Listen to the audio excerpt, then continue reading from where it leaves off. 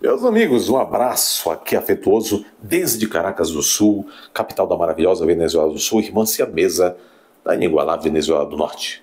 Está aqui. Bom, são tantas as notícias, hein? O STF está meio assustado. A Câmara voltou com tudo aí, projeto de lei, projeto de emenda constitucional. O STF já mandou recado. Olha, a gente vai decretar isso daí, tudo inconstitucional. Isso aí está tudo viciado. Viciado não pega bem. Está tudo viciado, tecnicamente se fala assim, né? O procedimento que vocês estão fazendo está aí constitucionalmente viciado. Né? Pensou? Alguém viciado na Constituição? Seria bom, né?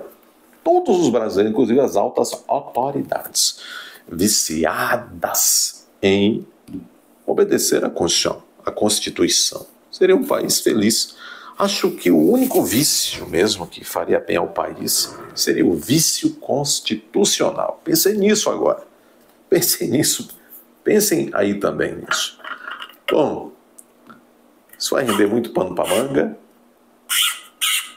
porque os recados, de novo, lembram-se quando a PEC da limitação das decisões monocráticas de Suas Excelências foi aprovada no Senado, foi aprovada aí, desceu para a Câmara, estava engavetada, e agora foi desengavetado na Comissão de Constituição e Justiça, foi aprovado, e aí daqui a pouquinho vai estar no plenário, Mas tem outras medidas, tem projeto de lei, tem isso, tem aquilo, e lá naquela época no Senado houve muita grita, principalmente de Sua Excelência Gilmar Mendes. E agora que as iniciativas, a Câmara tá vindo de galera, a Câmara tá indo pegando a balaiada. E pode fazê-lo. É do Congresso legislar. A Gilmar Mendes está com a tese lá.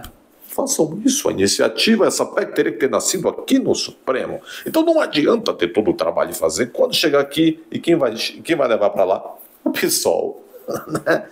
O PDT, o PT. Quando chega aqui no Supremo, nós vamos decretar inconstitucional. Ou seja, meus amigos, quando eu era estudante de Direito, eu fui um estudante muito modesto à parte, até regular, até bom, viu? Até bom. Eu tinha um bom professor de Direito Constitucional. Foi o homem que inventou, o homem que fundou o curso lá, esse curso de Direito, que por muito tempo foi um dos mais conceituados do país. E era um homem muito sábio, era um homem que tinha até uma vertente, assim, uma visão das coisas mais, assim, para a esquerda. Mas ele era justo, era uma exceção, ele era justo. Então, às vezes numa aula de constitucional ou outra, cabeça sempre tentando criar teses, né? Ficar trabalhando todos os conhecimentos que estava aprendendo. Eu sempre fui muito inventivo com teses, não à toa vim advogar.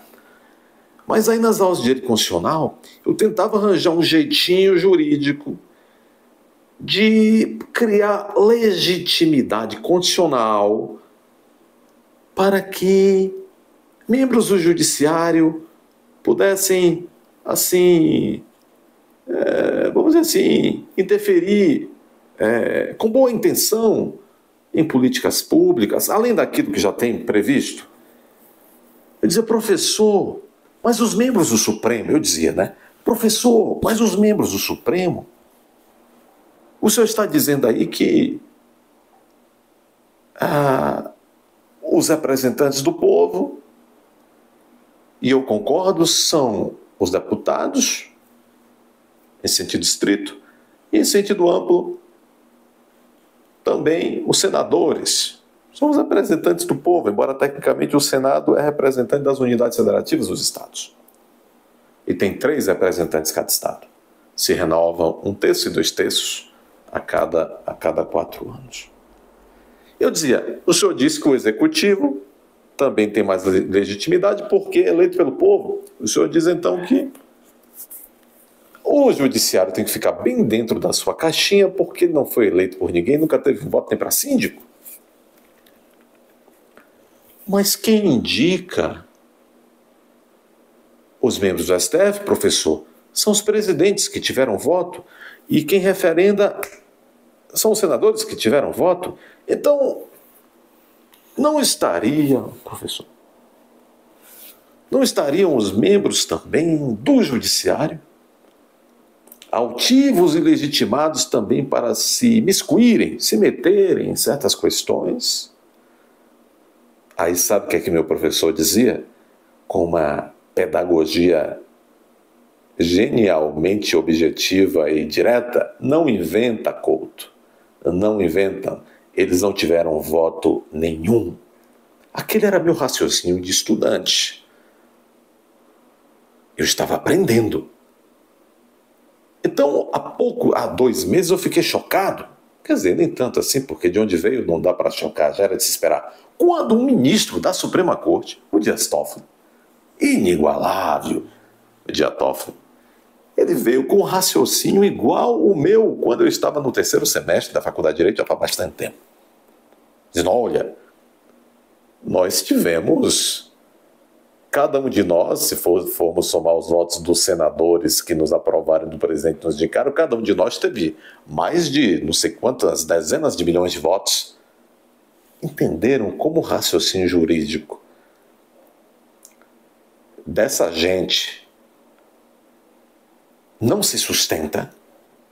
Falam empolado. Quando vocês verificarem um sujeito em qualquer lugar da vida que fala com a voz impostada, a voz aqui de peito, e às vezes até voz de garganta. Já viram um Toffoli lendo o voto? Ele imposta. Parece imposta. Porque falta talvez tutano. Autoridade. Todo mundo que imposta é porque falta autoridade no assunto. Autoridade no que faz, autoridade no que... Então vejam, o meu professor resolveu ali rapidamente a questão e eu fui pensar, raciocinar, estudar mais, e não demorou muito. Eu passei a considerar que, de fato, o mestre tinha razão. Toffoli, ou não teve bons mestres, provavelmente teve, porque estudou no tempo em que a Faculdade de Direito do Largo São Francisco não era muito boa.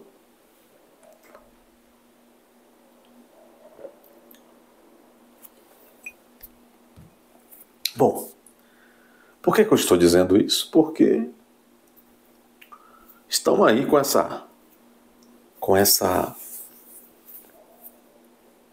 Eu ia fazer só uma introduçãozinha sobre isso, mas é um tema muito inquietante, que é esse tema. Nós estamos vivendo uma noite que parece que não quer acabar nunca. Qual é a noite? Sem mais nem menos, um dos poderes criou uma tara de dominar os outros. E pior, eles estão uníssonos entre si. Eu digo lá, as 11 ilhas, até os que Bolsonaro colocou lá. Eles acreditam piamente que o brasileiro é um brutamontes, que precisa ser recivilizado, e a missão de vida deles é recivilizar o brasileiro. É o que disse o Barroso. Faltam ainda 12 meses para encerrar os seus 2 anos na presidência. Ele disse que até entregar que ele vai recivilizar o Brasil, que ele não se contenta com menos que isso. Bom, vamos agora mudar de assunto. Voltaríamos sempre nesse assunto, porque essa batalha aí, e o Congresso se toma gosto, e o Congresso são os representantes do povo. Muito bem. Estamos nesse interregno, nesse limbo eleitoral que ocorre no Brasil, naquelas cidades em que onde ocorrerá o segundo turno. É um limbo eleitoral. Bom, está surgindo de tudo. O Pablo Marçal, que eu sei que muitos de vocês já amam tanto quanto amam o Bolsonaro, só que nós devemos sempre ter em mente. Aí eu lembro do ministro aposentado do STF, o bom ministro Marco Aurélio de Mello, ele diz assim, eu me lembro quando Barroso entrou todo azadinho, ele disse assim para Barroso numa sessão: parece que o novato já quer chegar sentando na poltrona da janela. Então, essa história também vale para o Marçal, né? Vale para o Marçal. Espera lá. Deixe de maçada, ô Marçal. Nesses conteúdos que ele fazia para as redes sociais, ele andou dizendo que ele tentou explicar, ele está numa cruzada pessoal contra o Malafaia contra ele. Eu torço pela briga. O Marçal disse, olha, eu tenho aqui a chave, eu tenho aqui a resposta, o motivo, o porquê de o Malafaia estar falando essas coisas que falou do Bolsonaro na entrevista à ex-namorada do Zé Disseu, a Mônica Bergamo, na Folha de São Paulo. É porque o Malafaia, disse o Marçal, tem informação privilegiada de que nos próximos dias, ou no máximo até que termine aí, após o término do segundo turno, o PGR não só oferecerá denúncia criminal contra o Bolsonaro, mas também pedirá sua prisão. No caso, seria prisão preventiva. Não estou enxergando os fundamentos do artigo 312 do Código de Processo Penal que se aplicaria, ou se aplicariam, aí para dizer que há perigo da liberdade ou necessidade de se acautelar o processo, no caso, prendendo provisoriamente o Bolsonaro. Não estou enxergando essa necessidade, mas tudo bem. No Brasil hoje não precisa ter necessidade, precisa ter apenas uma canetada de uma autoridade superpoderosa. E o Marçal, que é um falador, ele disse, então é isso. O Malafaia é um conhecido pulador de galho político-eleitoral ao longo das últimas décadas e já prevendo que o rei posto será posto mais ainda agora dentro do cárcere, o Bolsonaro, então o Malafaia, já sabendo da prisão iminente, ele já pula de galho novamente, como lhe é peculiar. Tá bom. Essa é a tese do Marçal. Qual é? Malafaia é um oportunista, está abandonando o barco, como um rato, porque sabe que o PGR vai pedir a prisão e sabe que o STF vai decretar a prisão. É a tese do Marçal. E claro, hoje em dia já se fala até em marçalismo. Já se fala também em gado de Marçal. Mestre coach, o senhor fala e eu estou hipnotizado. Mestre coach. É mestre coach, não é mestre couto, não. Aí, o que ocorre? Quem é que ofereceria, então, a denúncia? A Procuradoria-Geral da República. Segundo Marçal, quem, então, pediria a prisão? A Procuradoria-Geral da República, encabeçada pelo Paulo Gonetti. Eu gosto de chamar ele assim, Gonetti. Assim com Gilmar Mendes e com Xandão. Aí o PGR, acreditem vocês, o Paulo Gonetti, ele apareceu das catacumbas para... Imagine, para responder Pablo Marçal, negando que irá pedir, requerer ao juiz da causa a prisão do Bolsonaro. Veja, ele não tem que estar respondendo a candidato à Prefeitura de São Paulo, não. PGR, além de órgão acusador, eles gostam de dizer sempre o Ministério Público, somos uma cobra de duas cabeças, não somos acusador, somos promotor de justiça, somos procuradores de justiça, nós somos fiscais da lei. Tá bom. Aí, também, você e eu vamos aqui entrar num consenso de que se e quando o PGR decidir pedir a prisão de Bolsonaro, ele também não contaria, né, com antecedência, né? Porque, veja, a prisão preventiva, o Ministério Público a requer quando verifica que, se continuar em liberdade, o acusado ele pode frustrar a aplicação da lei penal, ou seja, o acusado pode gerar impunidade. Ele pode fugir, ele pode sabotar investigações, apurações, processo, ele pode fazer aquelas coisas do artigo 312. Então é claro que se ele verificasse que há necessidade de prisão preventiva para resguardar o bom andamento do processo penal de Bolsonaro, futuro processo penal, o PGR, é claro, não iria dizer que ia pedir a prisão. É óbvio que não. Então, quando o PGR se sente obrigado a vir responder a Pablo Marçal, isso é só uma demonstração de que esse país está louco. De que as autoridades, muitas delas que estão nesse país, nesse momento, não estão à altura dos cargos respectivos. Alguma coisa que não está encaixando nisso, né? Muito bem, está aqui no Pleno News a esse respeito. O PGR desmente Pablo Marçal sobre pedido de prisão de Bolsonaro. Segundo Paulo Gonetti, garoto do Xandão, diz que fala do empresário é puro delírio. Você acha que eu sou o Procurador-Geral da República? Estou ali para cumprir as minhas obrigações como servidor público. Eu vou responder a Pablo Marçal, ou a Ricardo Nunes, ou a Marina Helena, belíssima Marina Helena, ou vou responder sei lá quem, quais são os outros aí, a da Pena, a para-choque de comunista. Eu não vou responder ninguém. Eu sei das minhas funções, ali à altura dos últimos artigos, ali à altura dos artigos 126, 127, 128, 129 da Constituição Federal. Eu não vou ficar respondendo a Pablo Marçal. Gonetti, nunca se esqueçam disso. O Gonetti, de onde ele veio? Agora, recentemente. Ele era o chefe do Ministério Público, ele era o acusador nessas ações no TSE, Tribunal Superior Eleitoral, que decretaram a inelegibilidade ou inelegibilidades de Bolsonaro. Ele não pulou de paraquedas, ele cumpriu missão. Missão dada foi cumprida, ele subiu e agora está lá atuando no STF. E não se admire, se a depender da missão, não posso falar mais, né? O Procurador-Geral da República, Paulo Gonetti, desmentiu, olha, o desmentidor-geral da nação, da República, desmentiu a afirmação de Pablo Marçal de que existe um pedido feito por ele para a prisão do ex-presidente Jair Bolsonaro. Em evento para aliados, o candidato derrotado à Prefeitura de São Paulo, Marçal, disse que as críticas de Malafaia a Bolsonaro foram dadas por causa de um pedido de prisão do Gonetti contra Bolsonaro. O Procurador-Geral da República disse assim, Marçal, o Procurador-Geral da República tem um mandado de prisão contra Bolsonaro e vai acontecer o pior depois das eleições com o capitão, disse aqui o emissário do caos, Pablo Marçal.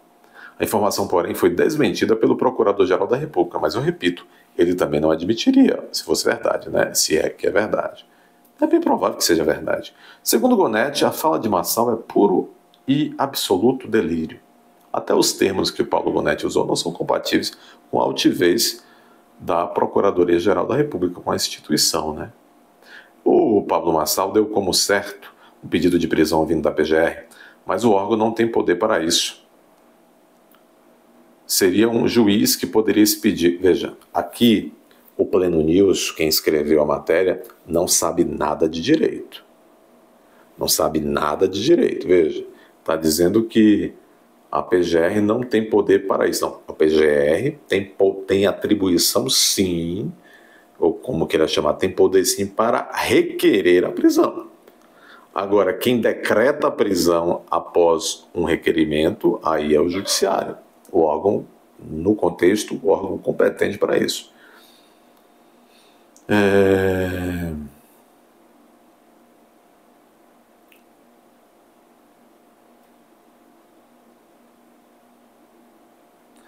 Pois é, tem muita coisa acontecendo. Os grandes jornais já disseram sim que o Paulo Gonetti vai denunciar o Bolsonaro após a eleição. Eu não vejo elementos para se pedir a prisão, mas eu não duvido de mais nada nesse país. Não é verdade? Que mais? É isso aí. Agora é interessante que o Pablo Marçal, que é do PRTB, ele está dizendo então que ele está afirmando com pouca circunstância, então está deixando entender que ele tem informação privilegiada no Supremo Tribunal. Ninguém está percebendo isso, né? Mas o Pablo Marçal, ou ele é mentiroso, ou quando ele está afirmando que ele sabe que vai pedir a prisão do capitão, ou acontecerá o pior com o capitão, então ele está dizendo que ele tem informação privilegiada. Com quem? Tem que ser com o Supremo, porque isso está acontecendo na última instância, no Supremo. Estes interesses processuais de Bolsonaro estão no Supremo. Então, Marçal é próximo de quem no Supremo que ele teria informação privilegiada? Ei, Marçal, tá se comprometendo, Marçal. Lembram que o ex-presidente, o presidente afastado do PRTB, que teria ligações super perigosas aí com umas, sei lá, vocês sabem o quê? Ele vazou um áudio com o presidente do PRTB dizendo que ele tinha acesso antecipado a decisões do Supremo. Será que Marçal tem acesso por meio desse cara e tal, né? Ele falou que tinha acesso a decisões, acesso antecipado a decisões do gabinete de Moraes, esse ex-presidente do PRTB, né? Marçal.